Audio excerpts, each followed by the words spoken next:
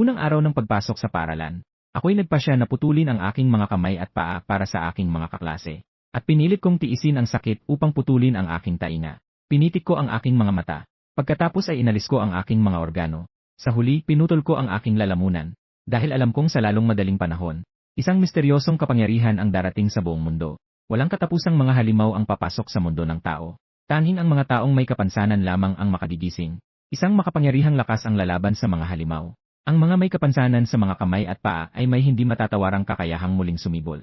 Ang mga may kapansanan sa mga mukha ay nagiging mas matalino at may matalas na pandama.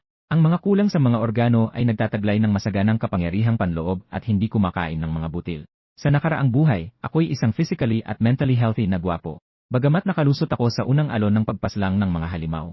Ngunit sa likod na pag-atake ng Diyosa na si Liu Ruyan, ako'y namatay na may galit. Ngunit nang muli kong binuka ang aking mga mata, natagpuan ko na ang mga taong matagal nang patay. Isang-isa silang buhay na lumitaw sa aking harapan. Sa oras na ito, isang malakas na sampal ang tumama sa aking mukha. Siguro Lixueya, na lampas na sa 40, ay puno ng galit. Itinuro niya ang aking ilong at binanatan ako ng masamang salita. Bingi ka ba? Isang nilalang na isinilang ngunit walang nagalaga. Ngunit sa sandaling ito, ako'y nakaharap kay Lixueya na galit na galit. Hindi ako natatakot kahit kaunti. Sa halip, nagbigay ako ng isang malupit na tawa, na may kaunting kasiyahan, at may kaunting kahirapan. Marahil natakot si Lixueya sa aking malupit na tawa. Si Lixueya ay may takot sa kanyang mga mata. Ngunit ayaw niyang mawalan ng mukha sa harap ng maraming estudyante. Itinaas niya ang kamay upang muling sumampal. Itinaas ko ang kamay at sinampal siya pabalik. Muling nabuhay. Ibinalik ko sa iyo ang iyong mukha. Ang sampal na ito ay talagang nagpabansot kay Lixueya. Ang buong silid-aralan ay naging tahimik. Lahat ay huminto sa paghinga. Sa paligid ay tahimik na maririnig ang tibok ng puso ng bawat isa. Pagkalipas ng ilang sandali, sumabog si Lixueya. Sumigaw siya ng malakas. Siluran, naglakas loob kang sapakin ng guro. Patay ka na. Nang marinig ko ang salitang patay, nanginig ang puso ko.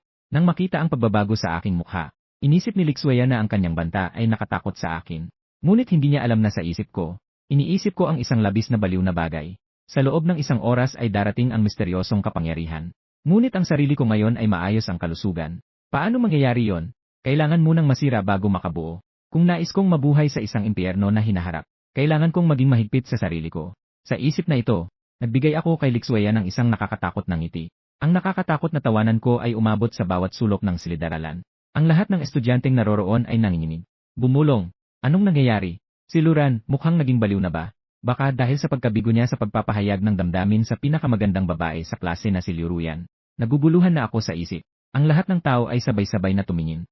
Kay Liu Ruyan na nakaupo sa kanto. Si Liu Ruyan ay tumingin sa akin na may kaunting pagkapuot sa kanyang mga mata. Hindi ko akalain na siya ay isang baliw. Mabuti na lang at hindi ko siya tinanggap noon. Alam ko na sana noon pa man ay lumayo na ako sa kanya. Huwag kang magwala at dumikit sa akin. Si Lixueya ay tila nahawakan ng aking kahinaan. Mabilis siyang nagsimula sa pagdulot ng sakit sa aking puso. Nakita mo ba? Ang taong gusto mo ay ngayoy umiwas sa'yo. Walang pera, walang magulang. Anong kabuluhan ng buhay mo? Bakit hindi ka mamatay? Pero sa mga ganitong salita, matagal na akong immune. Matapos ang katapusan ng mundo sa nakaraang buhay, pinilit kong iligtas si Liu Ruyan mula sa mga halimaw. Hindi ko lang nakuha ang pasasalamat. Sa halip, siya ang naging pinagmulan ng aking mga pagdurusa sa hinaharap. Umiti ako ng bahagya. Tumango ako ng pagsangayon kay Lixueya. Tama ang sinasabi. Talagang dapat na akong mamatay ngayon. Agad na nagbiro si Lixueya sa usapan. Kung gusto mong mamatay, maaari kang tumalon mula sa taas. Magandang ideya. Ang gusali ng paaralan ay 5 palapag ang taas. Madaling mamatay kung ulo ang tumama sa lupa. Pero kung mga binti ang tatama, pwede lang na maging pipi ang mga binti. Kung medyo maswerte, baka maging paralisado sa kalahati. Nang maisip ko ito, lumapit ako sa bintana sa gitna ng mga nakatutok na mata ng lahat. Pumihit ako at bumaling kay Liu Ruyan. Ang kanyang mga itim na mata ay puno ng puot at galit. Nataranta si Liu Ruyan sa takot. Bakit mo ako tinitingnan? Hindi kita pagbabawalan na tumalon mula sa taas. Kung ikaw ay isang lalaki, tumalon ka na. Para hindi isipin ng iba na may takot na humahabol sa akin. Talagang bulag ako. Sa nakaraan, nagustuhan ko ang ganitong uri ng babae. May ilang galit na kung hindi mo babayaran, baka wala ng pagkakataon. Napabuntong hininga ako at umiling. Mabilis akong lumakad papunta kay Liu Ruyan. Natakot din si Liu Ruyan at huminto sa kanyang pwesto. Nagtanong siya sa takot. Ano ang gusto mong gawin? Wala akong gana na gumastos ng oras. Hinawakan ko ang buhok ni Liu Ruyan. Bigla itong inihampa sa mesa. Habang pinapalo, sinisigawan siya. Hindi ka ba mahilig sa paglaro sa aking damdamin? Ngayong araw, ipapaalam ko sa'yo. Ano ang tinatawag na kasamaan ay may kapalit. Ilang minuto ang lumipas.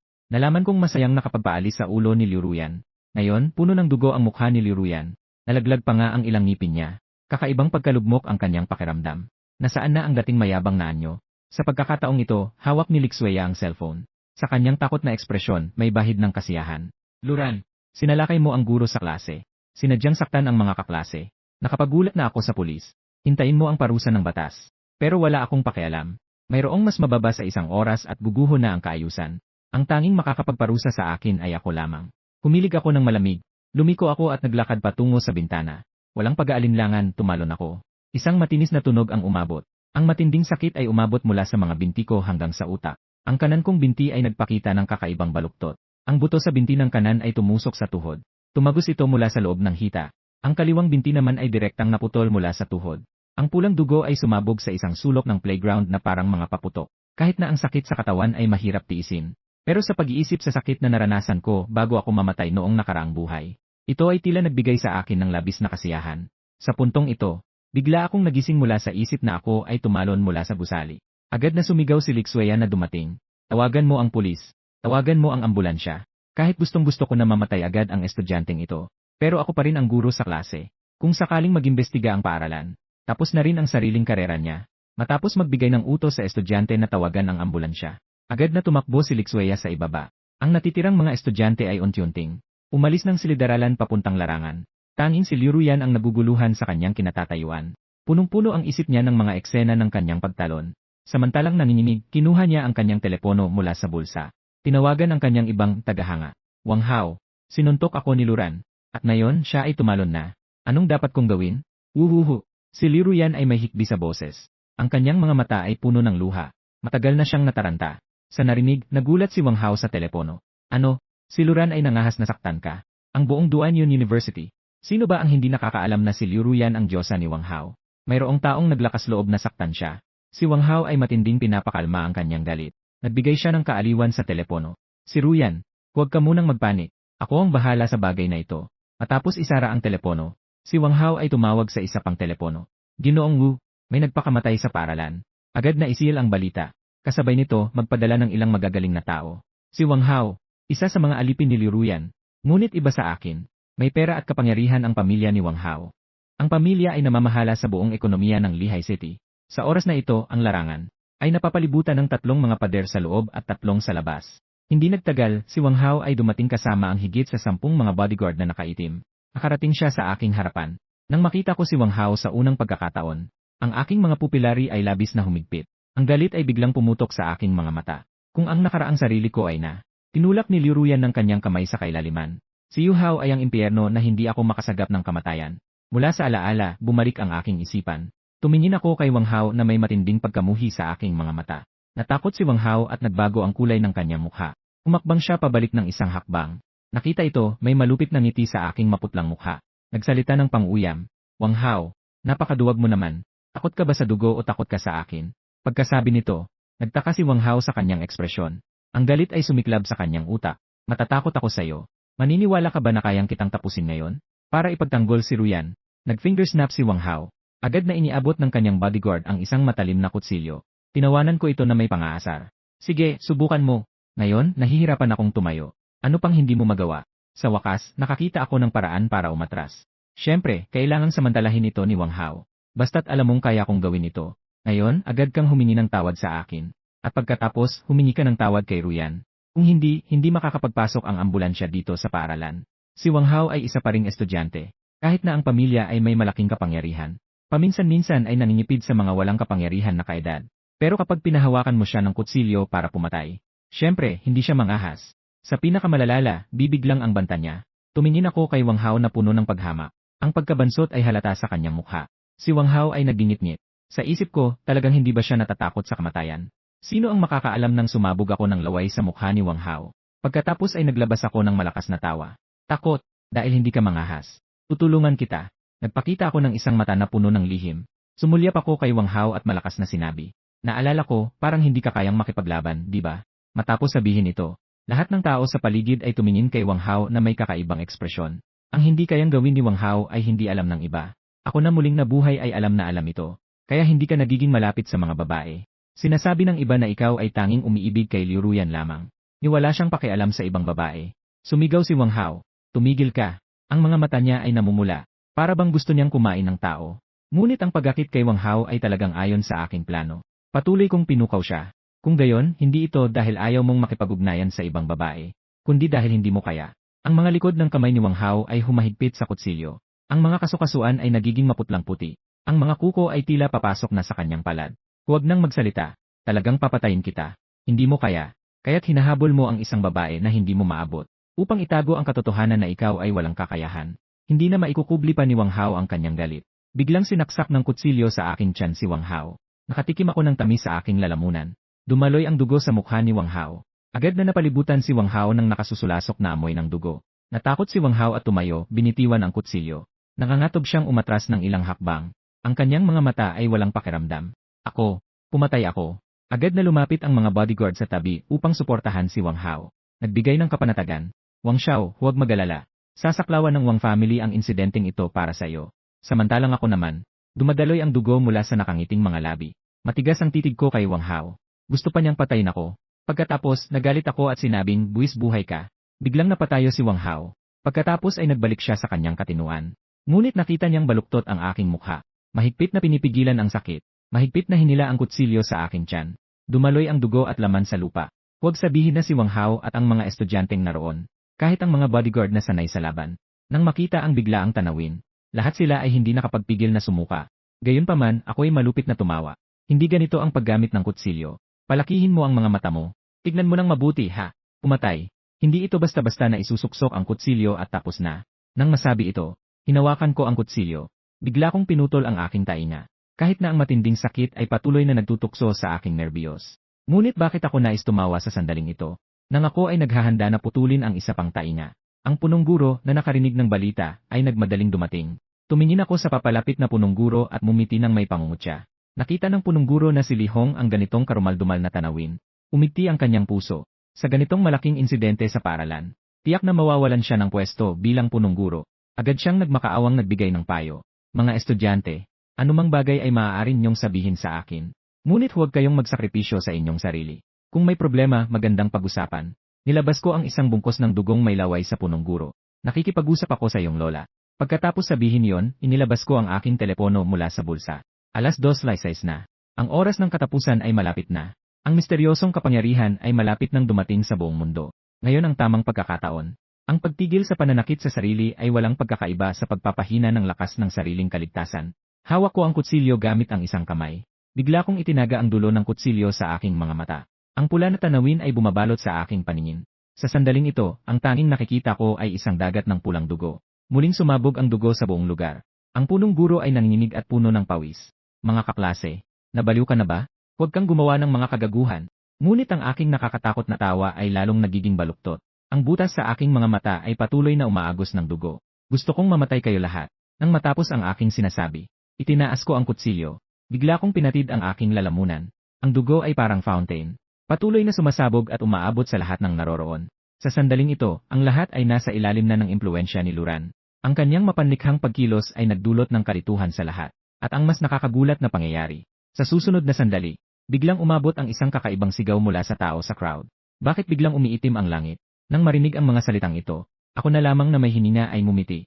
Sa susunod na saglit, ang aking utak ay tila tinamaan ng kidlat. Walang katapusang daloy ng impormasyon, na parang isang talon na bumuho sa aking utak. Ang misteryosong kapangyarihan ay gising na.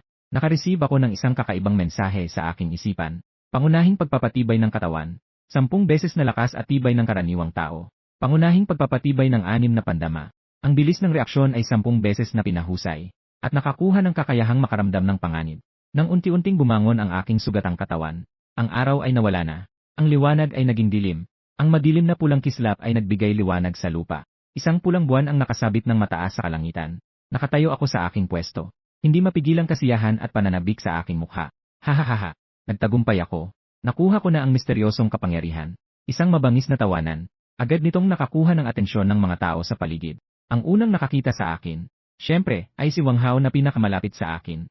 Nang makita niya akong buo at walang sira, sa sandaling iyon na nakatayo ako sa harap niya, ang kanyang ekspresyon sa mukha ay naguluhan. Nakaturo siya sa akin habang nanginginig ang kanyang mga labi. Nagtanong siya ng may takot, paano ka nakaligtas? Ngumiti ako sa gilid ng aking bibig. Ang hangarin na pumatay ay agad na kumalat sa buong campus. Ang malamig na tingin ay tuwid na nakatitig kay Wang Hao. Biglang nanginginig si Wang Hao. Sa simpleng titig na yon, Para bang ako ay nasa gitna ng kadiliman. Ang lahat sa paligid ay tila huminto. Ang mga tunog ay dahan-dahang nawawala sa aking pandinig. At ang aking anino ay naging parang isang buong itim na anino na nag-aapoy sa kadiliman. Tanging ang aking mga mata ay nakatingin sa isang pares ng dugong pulang mata. Ilang minuto lamang ang nakararaan. Ang aking isip ay naguguluhan at tila nababaliw. Para bang ako ay tinawag ng isang misteryosong kapangyarihan na maging may kapansanan sa isip. Nakakuha ng isang kakayahan na tinatawag na takot sa kaluluwa. Lahat ng nilalang na may kakayahang makaramdam ng emosyon. Basta't nais ko, maari kong gisingin ang pinakamalalim na orihinal na takot sa kaluluwa ng iba. Hanggang sa sila'y mabaliw. At ako ay makakapagtipon ng takot ng mga tao sa paligid. Palakasin ang sarili. Si Wang Hao ay humawak sa kanyang ulo. Nakaluhod sa lupa na puno ng luha at sipon. At pagkatapos ay nagsimulang magpatuloy sa pagyukod. Huwag. Luran, huwag. Pakiusap. Pakiusap, pakawalan mo ako. Si Lixueya ay tumingin sa akin na parabang isang pusa na nakakita ng daga. Nais niyang samantalahin ang pagkakataon habang ako'y hindi nakatingin. Maglaho sa gitna ng tao. Lahat ay hindi bobo. Si Luran ay malinaw na may problema. Baka naman siya ay nag-aaral ng masamang mahika. Ngunit sa oras na ito, biglang may malalim na tinig na umabot sa tao. Si Lixueya ay hindi makapagpigil na manginig ang kanyang likod. Ito ay tiyak na hindi boses ng isang tao. Dahan-dahang lumingon siya. Nang makita niya kung ano ang nasa likod niya sa sandaling iyon, ang mga pupil ay nanginginig ng malakas.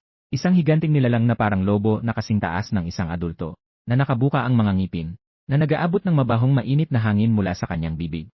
Ang lahat ay tumalikod at tumakas nang makita ito. Gayunpaman, hindi pa sila nakatakbo ng 2 hakbang. Nalaman nilang napapaligiran na ng mga ganitong nilalang ang buong paligid ng paaralan. Kanina pa puno ng mga nilalang na parang lobo. Himala ng gabi, lobo ng kadiliman. Mababang antas ng demonyo. Tumingin lang ako ng mabilisan. Ang mukha ay kalmado gaya ng dati. Sa aking nakaraang buhay, ang ganitong mababang antas ng demonyo ay karaniwan. Karaniwang kasama ng karahasan at dugo ang kanilang pangalan. Sa pagtrato sa mga biktima, muna silang nilalaro. Hanggang sa sila'y magsawa sa paglalaro. Hindi rin nila agad pinapatay. Sa halip, dahan-dahan nilang pinapaalis ang balat. Upang mamatay ang biktima sa sakit at takot. Ang ganitong demonyo ay hindi masyadong malakas. Sila'y pinalaki lamang ng ilang beses na parang lobo. Ngunit napakarami nila. Kadalasan, higit sa 20 piraso ang kumikilos bilang grupo. At may isang pangunahang lobo. Biglang inangat ng Night Moon Demon Wolf ang isang maliit na pangpang. Biglang tinapakan si Lixueya sa ilalim ng kanyang paa. Sa matulis na pangil, patuloy na tumutulo ang mabahong laway. Si Lixueya ay matagal nang natatakot at hindi alam ang gagawin. Iya-iya ang tunog. Tanging naguguluhang umiiyak lamang. Tulong! Sino ang makakatulong sa akin? Samantalang, ang iba pang Night Moon Demon Wolves ay nagsimulang pumili ng kanilang mga biktima. Sila ay napakapiki sa mga biktima. Para bang kaya nilang maramdaman ang takot ng kaaway. Sa mga taong masigla, at mayroong malalim na takot ay labis na interesado. Sa hindi nagtagal, maraming estudyante ang natapakan nila. Tanging isang Night Moon Demon Wolf lamang. Matapos tumingin-tingin sa kanyang paligid, ang kanyang tingin ay tumigil sa akin. Siya ay umamoy sa akin ng kaunti. Ang dating nakasisilaw na tingin, agad na naging labis na mapagbantay. Naglatag ng posisyon para makipaglaban. Naglabas ng isang matunog na hiyaw patungo sa akin. Mukhang naramdaman ng Night Moon Magic Wolf ang banta nito. Hindi ko na pinansin si Wang Hao na nakaluhod sa lupa. Sila'y kayang patayin sa pamamagitan ng sariling kamay. Ang pinakamapanganib sa ngayon ay ang mga Magic Wolf na ito. Maliwanag na ang grupong ito ng Magic Wolf ay isa lamang pangunahin na batalyon. Mayroong higit pang mga nilalang na katulad nila sa hinaharap, at mas malakas at mas brutal kaysa sa kanila. Maliwanag ang aking layunin. Iyon ay ang patayin sila. Sa pamamagitan ng takot ng kaluluwa upang sumipsip ng enerhiya. Isang mabilis na hakbang patungo sa unahan. Agad na ang katawan ay naging isang anino. Isang kamay na nakapigil sa kamao. Ginamit ang lahat ng lakas. Biglang isinagawa ang isang suntok patungo sa ulo ng Night Moon Magic Wolf. Kahit na ang Night Moon Magic Wolf ay isang nilalang. Ngunit sa huli, ito ay kabilang pa rin sa antas ng materyal na katawan. Ang suntok na ito ay 10 beses na lakas ng karaniwang tao. Dagdag pa ang atake sa pinakamahina na bahagi ng halimaw. Ang aswang na lobo ay wala ng oras upang makapag-react. Sa kanyang mga mata ay may huling bakas ng takot. Isang malakas na tunog ang umabot. Ang ulo ng aswang na lobo ay agad na nawasak. Ang utak ay sumabog sa paligid. Sa pagkakataong ito, ang unang nalagutan ng hininga sa aking mga kamay ay isinilang na. At pagkatapos na mamatay ang aswang na lobo, malinaw kong naramdaman, isang masamang lakas ang sumalubong sa aking katawan. Tumingin ako sa aking mga kamay na puno ng dugo. Tumingin sa paligid ng buong playground. Isang masamang ideya ang sumulpot sa aking isip. Kung mapapatay ko ang napakaraming tao, gaano kaya kalaki ang magiging lakas ko? Gayunpaman, ang mga tao na walang kamalayan. Matapos nilang makita akong pinatay ang isang aswang na lobo sa isang suntok, lahat ay nagpakita ng mukha na parang napawi ang kanilang pasanin. Si Lixueya ay may nakasabit na peking ngiti sa kanyang mukha. Walang tigil na humihingi ng tulong. Luran, bilisan mong iligtas ang guro. Bilisan mong iligtas ako. Nang matapos ang kanyang mga salita, Nakasakay sa Nightmoon Wolf ni Lixuea. Ang pagakyat sa dulo ay bahagyang nag-apply ng kaunting lakas. At nahulog sa likod ni Lixuea. Ah, masakit. Si Lixuea ay lumalaban. Patuloy siyang humihingi ng tulong sa akin. Luran, ikaw ay isang mabait na bata. Ang galing-galing mo. Bilisan mong kumilos at iligtas ako. Malapit na akong mamatay. Dahil sa presensya ng aking makapangyarihang katawan. Ang Nightmoon Wolf ay hindi naglakas loob na umatake at saktan. Sa katunayan, ang kanilang laying ay mas mataas kaysa sa karaniwang kawan ng mga lobo. Kayang makilala ng mga ito ako mula sa grupong ito ng mga guro at estudyante sa playground. Ngunit sa kasalukuyang sitwasyon, ito ang hindi ko nais na makita. Dahil ang kailangan ko ay takot. Sa halip na pag-asa ng marami para sa akin. Sa oras na ito, malamig kong sinagot. Iligtas ka. Bakit ako? Ano ang mayroon ka na karapat-dapat kong iligtas? Nang lumabas ang salitang ito, naguguluhan si Lixuea. Marahil ito ay dahil sa matagal na pang-uusig sa akin. Naging dahilan ito upang manatili ang ganitong sitwasyon ni Lixuea. Mayroon siyang maling akala na siya ay nakakataas sa akin. Siya ay nagalit at sumigaw. Luran, ikaw, bata. Madalas kitang pinagsasabihan at sinasaktan. Ito ay dahil nagmamalasakit ako sa iyo. Patunay ito na hindi pa kita isinuko. Paano mo nagagawa na ibalik ang kabutihan sa masasamang paraan? Nang marinig ko ito, halos matawa ako. At hindi man lang naghintay sa aking sagot. Lumabas din ang boses ng punong guro sa oras na ito. Luran, kahit hindi ko alam kung ano ang nangyari sa iyo. Ngunit ang mga halimaw na ito ay pareho nating kaaway. Anong mga sama ng loob ang hindi natin pwedeng talakayin pagkatapos natin mailigtas ang ating sarili? Pagkatapos, mas marami pang tao ang nagsimulang magpataw ng moral na presyon sa akin. Luran, hindi dapat masyadong makasarili sa buhay. Kung tayo ay mamamatay ngayon, ito ay dahil sa iyo. Kailangan kong sabihin. Ano man ang guro, ganoon din ang estudyante. Ang atmosfera ng paaralang ito ay talagang masama. Ang mga estudyanteng naituro ay isa-isang mas makasarili. Sa libu-libong estudyanteng ito, nakita ko ang maraming tao sa nakaraang buhay na tinulungan ko. Ngunit kalaunan ay walang awang itinaboy ang kanilang sarili mula sa ligtas na lugar. Tingnan ang sitwasyong ito. Kung talagang ililigtas ko sila, siguradong pareho pa rin ang magiging resulta. Ang kombinasyon ng paminsang pamimilit at pagbabalik ng utang na loob, alam na alam nila kung paano ito laruin. Ngunit ngayon, kailangan munang ayusin ang grupong mga Nightmoon Demon Wolves. Ang prioridad ay talagang mas mataas kaysa sa pag-aayos ng mga guro at estudyante ng paaralan na ito. Sa kabila nito, ang takot ng kaluluwa ay nangangailangan ng energy ng takot na dapat ma-absorb. Dapat itong mula sa takot sa sarili. Ngayon, halos lahat ng tao ay nag-aalala na ang Nightmoon Demon Wolves ay kukuha ng kanilang buhay. Lumipat ang aking mga mata. Naisip ko ang isang magandang ideya. Magbigay ng butil ng pag-asa. At durugin ito para sa naramdamang kawalang pag-asa. Maaaring magbuhay ng pinakasukdulan na bahagi ng puso ng tao. At ang pinakaprimitibong takot. Iyon ay tiyak na isang masarap na pagkain. Naisip ko ito. Tumingin ako ng malamig sa huling asong lobo. Ng isang asong lobo. Nagsimula ang aking pagnanais na pumatay. Napakasensitibo ng mga demonyong nilalang sa pagnanais na pumatay. Sa sandaling inilabas ko ang pagnanais na pumatay. Ang lahat ng asong lobo ay handang-handa. Ang kanilang mga pulang mata ay sabay-sabay na tumingin sa akin. Nagtawag sila ng mga banta sa kanilang bibig. Si Lixuea ay puno ng saya. Kahit na ang mga bulag ay makikita ng malino na ako ay gagawa ng hakbang. Basta't ako ay kumilos, tiyak na maliligtas siya. Ang iba pang mga guro at estudyante ay nagsimulang magpasalamat sa kanilang sarili. Sa oras na ito, ang aking tingin ay naglakbay sa bawat asong lobo ng gabi. Ngunit sa huli, boses ko ay humina at sinabi ko, umalis ka. Nang marinig ang mga salitang ito, lahat ay nagulat. Patuloy na dumating ang mga boses ng pagkondena. Luran, ano ang ginagawa mo? Paano mo sila maaring palayain? Sa iyong kakayahan. Kahit na may kaunting pinsala, kaya mo silang patumbahin. Ngunit patuloy akong gagawin ang aking nais. Patuloy kong sinabi sa mga asong lobo. Ito ay isang abiso, hindi isang usapan. Nang matapos ang salita, ang mga lobo ay nagtinginan sa isa't isa. Matapos ang ilang saglit ng katahimikan, isang Nightmoon Magic Wolf ang umungal. Pagkatapos ay dahan-dahan itong umalis sa playground. Sumunod ay isang pagtalon. Nawawala sa paningin ng lahat. Pagkatapos ng maikling katahimikan, lahat ay nakahinga ng maluwag para bang nabunutan ng tinik. Nailigtas. Saan ba galing ang mga halimaw na yon? Ano ba talagang nangyari ngayon? Marahil dahil hindi pa nila tunay na naranasan ang kalupitan ng katapusan. Sa kaibuturan ng kanilang puso, ang lahat ay may naiwang na pagkakaalam sa mga alituntunin ng lipunan. May mga nagtanong agad sa akin, bakit mo sila pinakawalan? Paano kung bumalik sila? Nga, patay na lang sila para matapos na. Anong kinakatakutan mo? Baka wala kang kakayahan. Kung wala kang kakayahan, anong ginagawa mo dito? Ang mga guro at estudyante ay nagpalitan ng mga salita. Sa simula, ilang tao lang ang nagsasalita. Kasunod nito, mas maraming tao ang sumali. Sa hanay ng mga tumutulig sa akin. Grabe naman. Ang katotohanan ay talagang kapareho ng aking inaasahan. Ang grupong ito ng mga walang utang na loob ay hindi na maaalala ang kanilang utang na loob. Sila ay umaasa lamang sa kanilang bilang upang bigyang diin ang kanilang moral na panghihikayat. Pero ako ay muling nabuhay. Kaya't hindi na ako magpapasakit sa mga dati kong paghihirap. Panahon na upang magbigay ng babala sa iba. Sa oras na yon, si Lixuea ay nakatayo na. Matapos niyang makita na pinakawalan ko ang mga wolf pack, si Lixuea ay labis na nagalit. Luran, anong pinagagagawa mo? Sino ang nagutos sa'yo na palayain sila? Paano kung sila ay bumalik? Hindi ba't ang seguridad ng lahat ay hindi na mapapangalagaan? Habang nagsasalita siya, lalo siyang nagiging masigasig. Si Lixuea ay talagang lumakad patungo sa aking harapan. Para bang ito ay isang kondisyon na reaksyon. Sinimulan niyang ituro ang aking ilong at nagmura. Sabi niyang may sakit ang iyong isipan. Walang ama at ina at napakamakitid ng pananaw. Pero hindi pa natatapos ang usapan. Binigyan ko siya ng isang malakas na sampal. Sa isang malakas na tunog, ang sampal na ito ay napakabigat. Si Lixuea ay tumilapon palabas. At pagkatapos ay malakas na bumagsak sa lupa. Isang lalaking guro ang galit na nagreklamo. Luran, naglakas loob kang sa pantahan ng guro. Habang tinititigan ang lalaking guro, ako'y ngumiti ng bahagya. Kung wala ako, matagal na kayong patay. Si Lixuea ay nakabawi ng katinuan matapos sa pantahan. Sa isang iglap na isip ko, siya na nakabawi mula sa sarisaring sakit ilang minuto na ang nakalipas. Hindi na siya ang dating pinagkukwestyon. Ang batang estudyanteng takot na sumagot. Nang maisip ko ito, biglang umalinggaw sa school broadcast ang nagzizis na tunog ng kuryente. Isang malabong tinig ang narinig. Lahat ng mamamayan sa lungsod, pakiusap makinig. Ang buong mundo ay naapektuhan ng hindi matukoy na dahilan.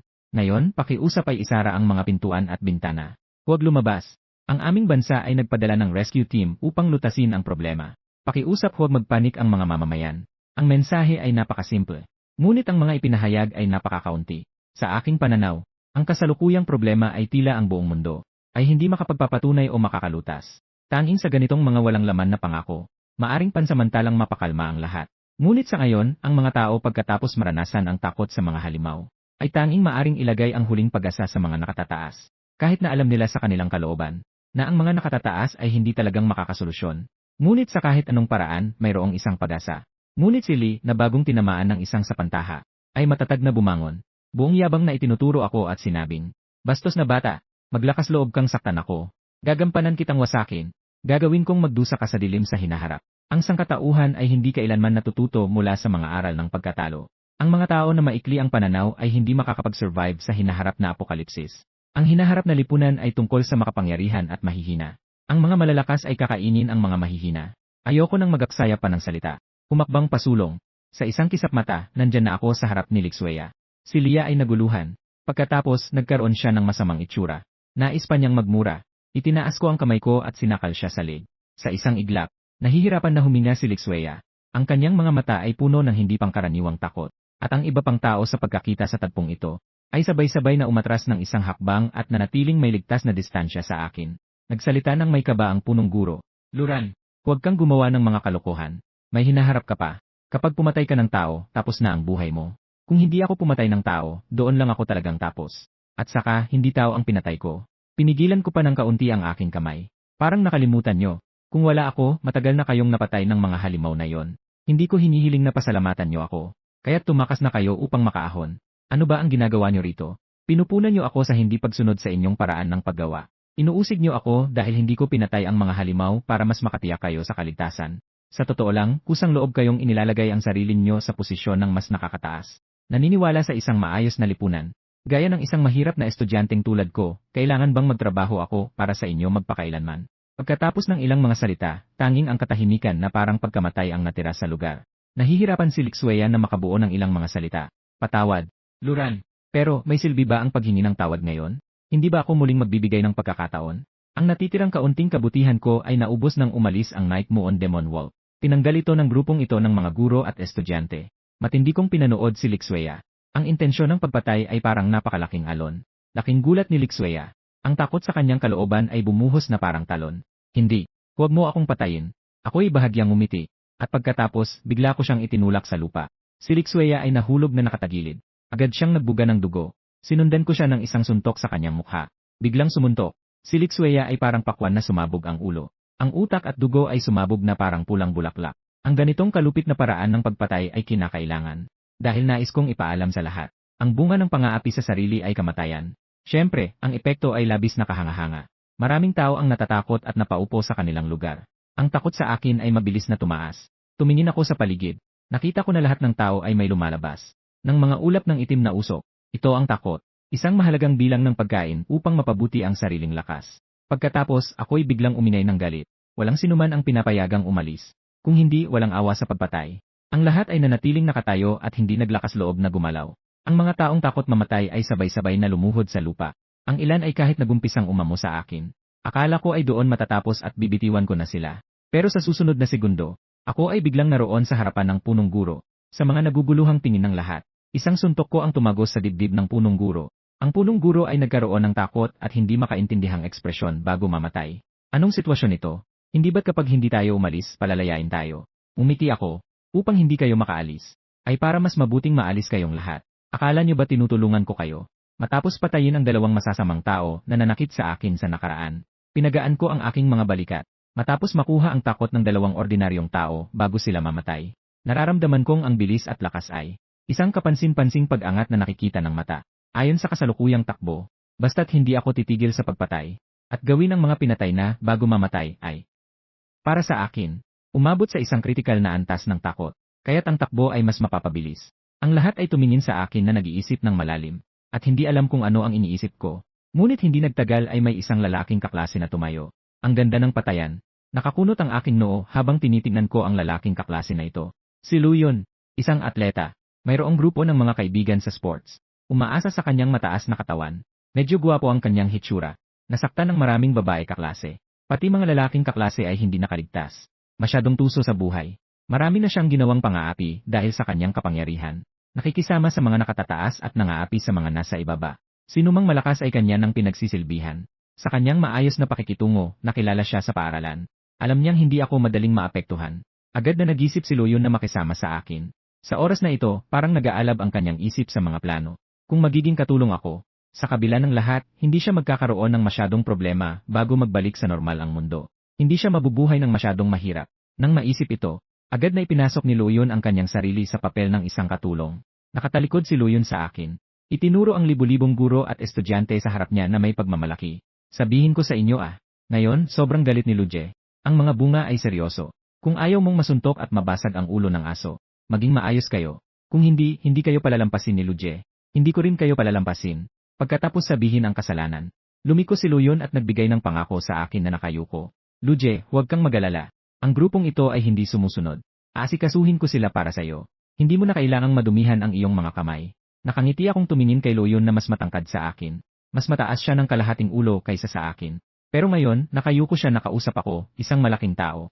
Sa puso ko, hindi ako nakakaramdam ng kasiyahan, kundi ng kaunting pagkayamot. At sa nakaraang buhay, isa siya sa mga taong nailigtas ko. Nang itaboy ko siya palabas.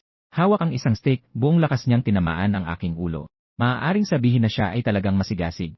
Lumapit ako ng isang hakbang. Pinaakapan ko ang balikat ni Luyon at mumiti. Gusto mo bang maging maliit na kapatid ko? Para bang nakaramdam si Luyon ng napakalaking kayamanan na dumating? Ang kanyang mga mata ay puno ng walang hangganang sorpresa. Kuya Lu, iyan ay talagang isang bagay na mahirap hanapin. Basta't isang salita mo lang, kaya kong maging anak mo kung kinakailangan. Sa mga sandaling iyon, isang di inaasahang tinig ang narinig. Sobrang labis na ito. Ang nagsalita ay si Liu Ruyan na hindi nagpakita kanina. Sa mga sandaling iyon, ang mukha ni Liu Ruyan ay may mga pasa at sugat. Wala na ang dati niyang malamig na ganda. Sa halip, nagkaroon siya ng isang anyo ng ganda na may mga sugat. Matapos tumayo si Liu Ruyan, una siyang nagbigay ng mga paratang sa akin. Luran, ikaw ngayon ay may kapangyarihan na hindi natin maabot. Dapat mong gamitin ang kapangyarihang ito sa tamang paraan. Pero tingnan mo na ngayon kung anong nangyari sa'yo. Sa kaunting kakayahan mo, nagsimula kang ipagtanggol ang diumiiral mong dangal. Sobrang maliit na bagay ay pinagtatalunan pa. Talagang nakakadismaya na. Pagkatapos ay nagpakita siya ng kaunting postura bilang nakatatanda. Nagsimula siyang magbigay ng moral na aral sa akin.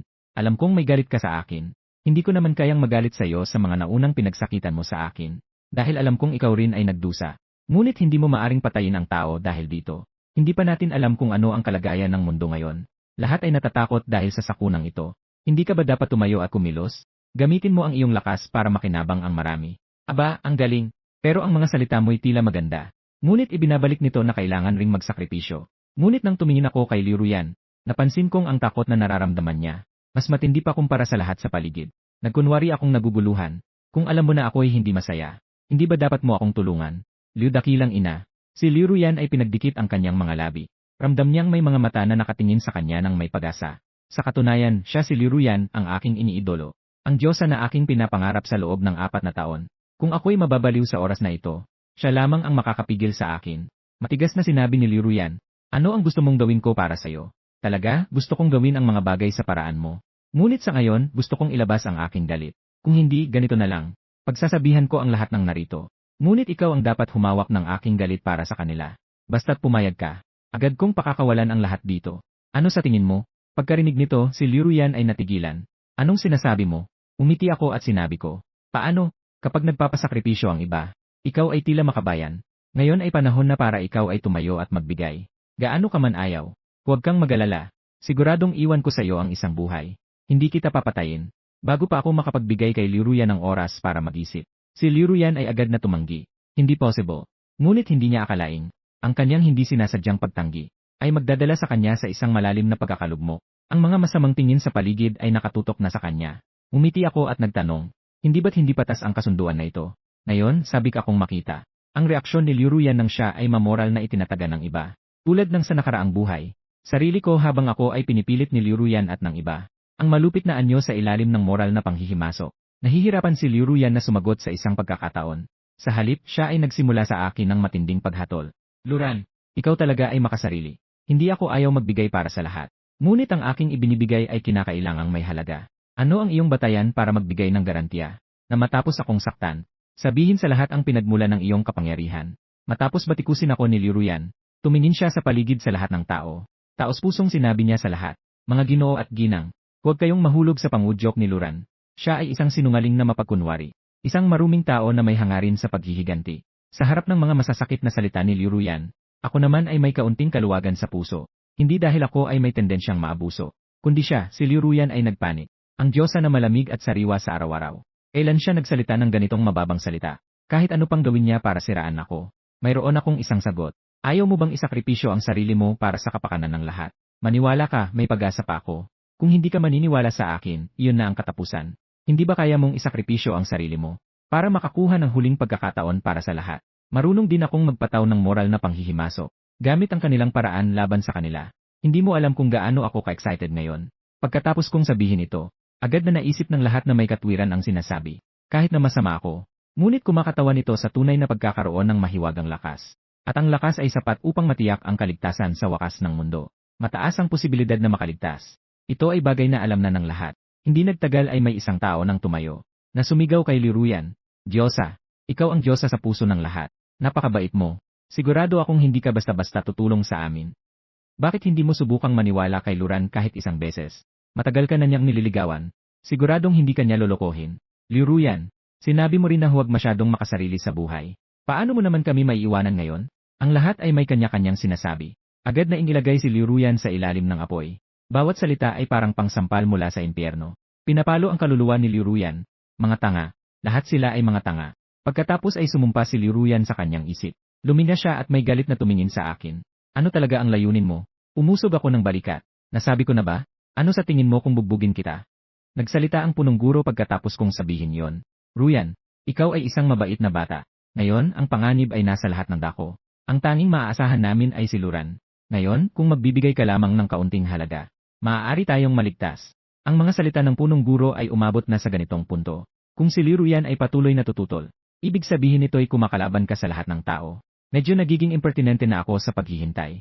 Dahil hindi ka handang magsakripisyo para sa lahat. Kaya't sana'y mangyari nawa sa inyo ang kabutihan. Umiti ako ng kaunti.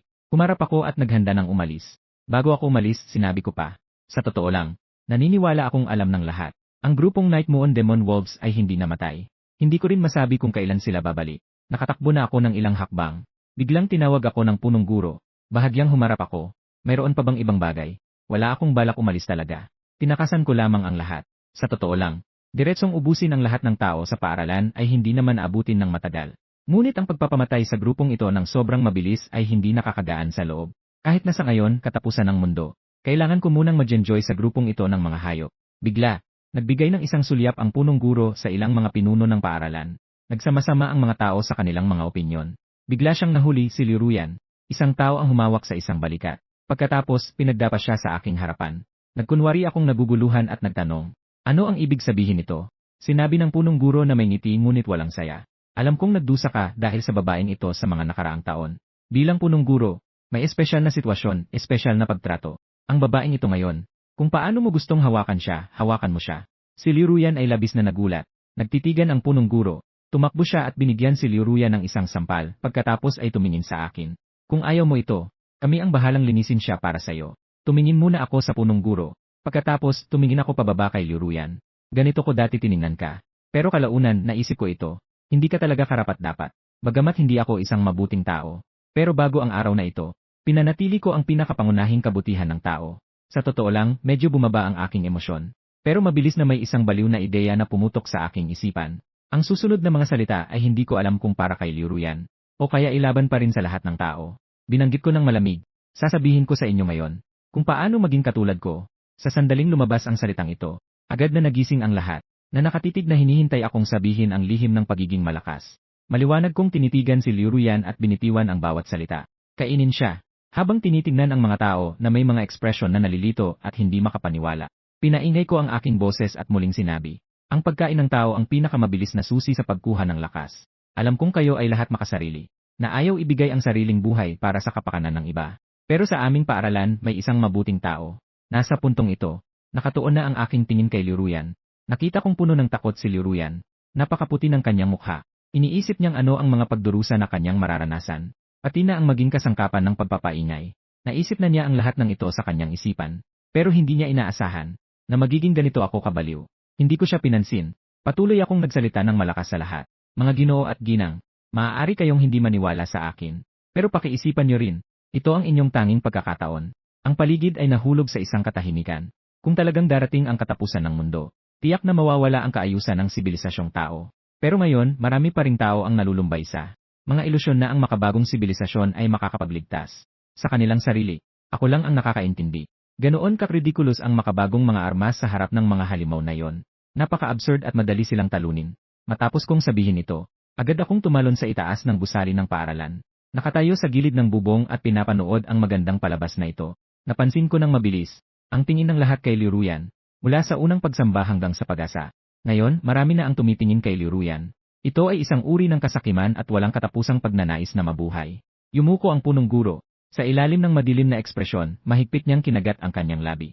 Paumanhin, Liuruyan, ang moralidad ay talagang hindi kayang tumagal sa harap ng kalooban na mabuhay.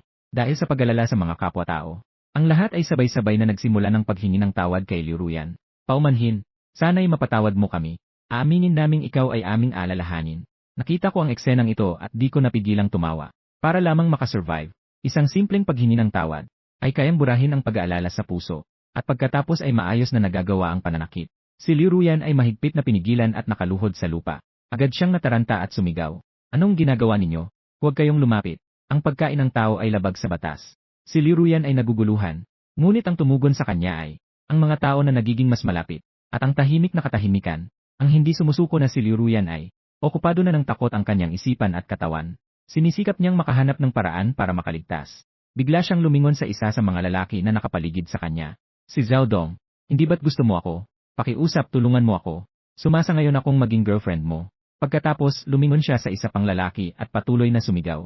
Si Hikayang, iniiwasan mo ako ng 4 na taon. Siguradong gusto mo pa rin ako, di ba? Huwag niyo akong kainin. Sabihin mo sa kanila na huwag akong kainin. Pero pagkasabi niya, ang dalawang lalaking ito ay brutal na pinalo si Liuruyan sa lupa. Matapos mapatumba, nagsisigaw si Liuruyan at nagsimulang makipaglaban. Ang estudyanteng lalaki na si Zhao Dong ay puno ng dugo sa kanyang mga mata. Bigla siyang kumagat sa lalamunan ni Liuruyan. Ang boses ni Liuruyan na mabalasik na sumisigaw ay biglang huminto. Naiwan na lamang ang mga kamay na nagwawalang bahala. At ang mga malayamang bisig ay agad na hinawakan ng punong guro at ng iba pa. At pagkatapos ay nagsimula na silang kumagat. Bagaman may ilang estudyante na nakatayo lamang sa kanilang mga lugar, na hindi makalapit upang kainin si Liuruyan. Ngunit karamihan sa mga estudyante, sa ilalim ng kontrol ng kanilang pagnanasa na mabuhay, ay sumali sa nakatakdang piging na ito. Ang dating diyosa ng paaralan. Ang kanyang mga sigaw ng tulong ay unti-unting humihina. Hanggang sa huli, lahat ay parang mga langgam na sumugod sa kanya pagkatapos. Ang boses na yon ay unti-unting nawala. Ako ay nakaupo pa rin sa itaas ng gusali. Na pinapanood ang pangyayari na ito ay biglang natawa ako ng malakas. Napaka-interesante. Ang aking tawanan ay napakalakas. Para akong isang baliw. At sa playground, ang punong guro at ang iba pa ay nagtitinginan sa akin. Na maingat na nagtatanong, Luran, nakain na namin si Liuruyan. Maaari na ba ngayon? Bahagya akong nagtaas ng kilay. Kailangan pa ng kaunting oras. Pero iniisip ko, kung nais niyong maging mas malakas. Sa katunayan, maaari kayong magpatuloy sa pagkain. Nagkatinginan ang lahat at sabay-sabay na nagpakita ng naguguluhang mga mukha. Nagpatuloy ako sa pagsasalita. Parang kumain ng tao sa tabi mo gaya ng ginawa kay Liruin. Impossible. Puno ng dugo ang bibig ng punong guro. May mga tira-tirang laman pa sa kanyang bibig. Pero nagsalita siya na puno ng kabaitan. Kanina, kami ay. Ngayon, tiyak na hindi posible. Talagang may malalim na pagkaunawa ang punong guro. Pero kung hindi ka kakain, paano mo masisiguro na walang masamang naiisip ang mga tao sa paligid mo? Ang pangungusap na ito ay angkop para sa lahat ng nariyan. Sa narinig, naguluhan ang lahat. At nagkaroon ng hindi matukoy na pagdududa, na unti-unting kumalat sa gitna ng tao. Lahat ay tumingin sa aking mukha na puno ng pang-aasar. Parang lahat ay nakakaintindi. Ang lalaking ito sa harapan ay nagudyok ng hidwaan sa lahat. Ang guro na may itim na salamin. Itinuro niya ako na may takot sa kanyang mukha at sinabi, gusto niyang magpatayan tayo sa isa't isa. Naalala ko ang gurong ito. Sa nakaraang buhay, sa sandaling humarap sa halimaw. Inilagay ang kanyang mga estudyante sa harap, para iligtas ang sarili. Kanina, masigasig din siya ng kumain ng liruyan. Hindi ko balak na ipagtanggol ang sarili ko. Medyo kumunot ang kanyang mga kilay. Sa isang iglap, nandyan na ako sa harap ng gurong ito. At pagkatapos ay hinawakan ko ang lalamunan ng gurong ito. Tumingin muli sa mga tao. Tama, sinasadya kong pasiklabin ang inyong mga saloobin. Sa katunayan, ito rin ang nais kong makita. Maaari kayong mag-isip-isip ng mabuti. Tama ba ang sinasabi ko? Pagkatapos kong magsalita, nagsimula na ring mag-isip ang lahat. Matapos matanggap ang balita na ang pagkain ng kapwa ay nagdaragdag ng lakas. Sino ang makakapagarantiya na ang mga tao sa paligid mo ay hindi mag-iisip ng masama laban sa iyo? Pagkatapos, isa akong kamay na inangat ang gurong may itim na salamin. Ang guro na may salamin ay naglalakad. Pagkatapos, pinigilan ko siya ng isang malakas na pagkilos ng pulso. Ang leeg ng gurong ito ay biglang nabaligtad. Nawalan ng buhay. Matapos kong patayin ang guro sa harap ko, ngumiti ako ng may masamang ngiti sa mga tao. Kapag nakuha ninyo ang lakas kong ito, maaari na rin ninyong patayin ang sinuman. Kahit na pwede ninyong makuha ang gusto ninyo sa pamamagitan ng karahasan. Agawin ang lahat mula sa iba. Kumilos na kayo. Isang pagkakataon lamang ito. Mag-ingat na hindi mawala ang pagkakataon at maging pagkain ng iba. Sa oras na yon, huli na ang pagsisisi. Para akong demonyo na humihikbi ng mga tao na gumawa ng krimen. Matapos kong sabihin ang mga salitang ito, walang anumang pagdadalawang isip. Dumiko ako at umalis sa karamihan. Mahigit kalahating oras na mula nang umalis ang Night Moon Demon Wolf. Maraming ganitong mababang antas ng demonyo sa simula ng katapusan ng mundo. Ngunit habang tumatagal ang panahon, lalaki ang antas ng mga demonyo. Ngayon, kailangan kong magmadali. Dapat kong pataasin ang aking lakas sa lalong madaling panahon. Kung ikukumpara sa mga demonyong iyon, ang pinakamapanghamak sa katapusan ng mundo ay ang mga tao mismo. Tungkol sa grupo ng mga tao sa paaralan, hindi ko muna sila dapat isipin. Naniniwala akong kapag bumalik na ako, tiyak na magiging napakaganda ng tanawin. Pagkatapos, pansamantala akong umalis sa paaralan. Naalala ko noong unang dumating ang katapusan ng mundo. Maraming tao dahil sa iba't ibang dahilan ng kapansanan. Ang mga nakakuha ng misteryosong kapangyarihan. Sa unang pagkakataon, hindi nila ganap na naipakita ang kanilang lakas. Ngunit sa kalaunan, pagkatapos makuha ang kapangyarihan, isang tao noon na nasa ilalim ng lipunan, ay biglang naging nasa itaas ng iba. Siyempre, kasama rito ang maraming tao na may mga malubhang sakit na. Ngunit ang mga mayayamang mayaman sa yaman, sila ay mataas na ang katayuan sa lipunan. Bukod dito, matatalino sila. Matapos ang katapusan ng mundo, nakapagtipon sila ng maraming mga ordinaryong tao na naglilingkod sa kanila. Ang dalawang klase ng mga tao na ito para sa akin, ay mga banta sa hinaharap. Kaya sa ngayon, kailangan kong puksain sila bago sila lumakas. Kailangang alisin sila muna. Malapit sa paaralan, mayroon isang pinakamalaking ospital para sa may kapansanan sa buong lungsod. Dito ay kinukolekta ang mga tao mula sa iba't ibang bahagi ng lungsod. Ang mga taong may kapansanan ay dumating dito para magpagamot. Ang mga putol ang kamay at paa ang pinakakaraniwan. Dahil nakakuha ng mahiwagang kapangyarihan, ako ay nagkaroon ng malaking pagtaas sa aking bilis at tibay. Lahat ay lubos na napabuti. Sa loob lamang ng ilang minuto, nakarating na ako sa ospital. Hindi pa ako nakapasok sa ospital. Ngunit narinig ko na sa pamamagitan ng aking super tainga ang mga tunog ng kasiyahan at pag-aalala sa loob. Nang pumasok ako sa pintuan ng ospital, nakita ko na may mga tao sa ilalim ng ospital. Nagsasaya at nagtataas ng kamay. Patuloy na tumatalon ang kanilang mga binti. Minsan ay tumatalon.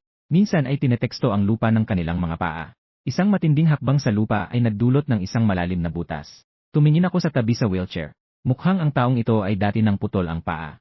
Kaya ngayon, ang kanyang mga binti ay napakalakas. Nang tumingin ako sa kanya, nakita rin niya ako.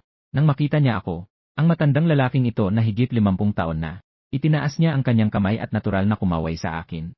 Ang batang iyon, sinasabi ko sa'yo, lumapit ka. Umiti ako ng bahagya. Dahan-dahan akong lumakad patungo roon. Hindi ko inilahad ang katotohanan na ako rin ay binyayaan ng mahiwagang lakas. Mayroon bang anuman? Tanong ng matandang lalaki. Ano bang nangyayari sa araw na ito? Anong nangyari? Sa resulta, ang matandang lalaki ay tumingin pataas sa isang iglap. Hinawakan ko ang aking kamao. Bigla akong sumugod at tinamaan ang dibdib ng matanda. Dahil ang matanda ay hindi isang ordinaryong tao. Kaya naman ang suntok na ito ay ginamitan ng buong lakas. Maing sigaw ng sbang-i. Wala pang oras ang matanda upang makapag-react. Ang buong itaas na bahagi ng kanyang katawan maliban sa ulo ay nawasak. Napakakitang-kita ng agwat ng lakas. Akala ko'y gagamitin ko ang aking buong lakas. Nababahala lamang ako na hindi ganon kalaki ang agwat ng lakas ng bawat isa. Kung ang pag-iingat ko sa aking lakas ang dahilan upang mapahamak, di ba't sayang ang muling pagsilang?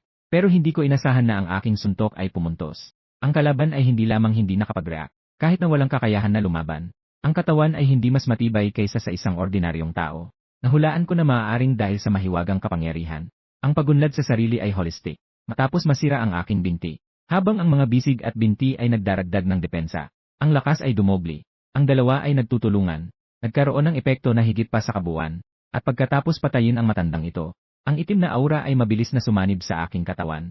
Hindi katulad ng dalawang karaniwang tao na aking pinatay dati. Matapos patayin ang tao na pinagpala ng mahiwagang kapangyarihan, ang takot na aura na ito ay tila mas matindi. Ang kapangyarihan sa sarili ay hindi lamang nadagdagan, ngunit nagbalik din ng kaunting lakas. Sa pag-iisip na ito, ako'y di makapagpigil sa aking pagka-curious. Kung patuloy akong pumatay, hindi ba't makakabawi ako ng tuloy-tuloy? Hindi ba't parang isang perpetual motion machine ito? Sa kaibuturan ng aking puso, nagumpisa akong makaramdam ng nagnanais na eliminate ang lahat. Pagkatapos ay agad na umiling-iling, kahit na iniisip kong hindi ako magandang tao. Ngunit hindi ako isang masamang tao na walang habas pumatay ng inosente. Pagkatapos ay mabilis akong pumasok sa gusali ng ospital. Pagkapasok ko sa gusali ng ospital, agad kong narinig ang iba't ibang tunog sa buong gusali na may super tainga. Mga sigaw ng kasiyahan, mga tanong ng pagkamangha, at mga sigaw ng takot. Hindi maintindihan ng lahat kung bakit sila na may kapansanan. Ngayon ay ganap na gagaling, at marami sa kanila ang nakakita na. Pagkatapos dumating ang dilim, na muling tumubo ang kanilang mga katawan, na nagtataglay ng napakalakas na lakas. Iniisip ko sa aking kalooban, kailangan kong bilisan. Agad akong nakarating sa unang palapag. Sa pasilyo ng unang palapag, 7 o 8 dating may kapansanan na pinagpala ng mahiwagang lakas, ay sabik na tumakbo palabas mula sa kanilang mga silid. Ang kanilang mga mukha ay puno ng kasiyahan. Ha ha ha ha! O Diyos! Salamat Panginoon! Ako'y gumaling na. Ito ay isang lalaking nasa katanghariang gulang, may katamtamang pangangatawan, at medyo kalbo. May nakasabit na krus sa kanyang dibdib. Wala akong anumang ekspresyon sa aking mukha. Kalmadong lumapit. Nang makita ako, ang kalalakihang nasa gitnang gulang ay biglang humawak sa aking balikat. Ang kanyang mukha ay tila baliw at puno ng saya. Binata, nakita mo ba? Nakarecover na ako. Tila nagbabahagi ng kasiyahan. Sa katunayan, may kaunting pagmamayabang sa tono.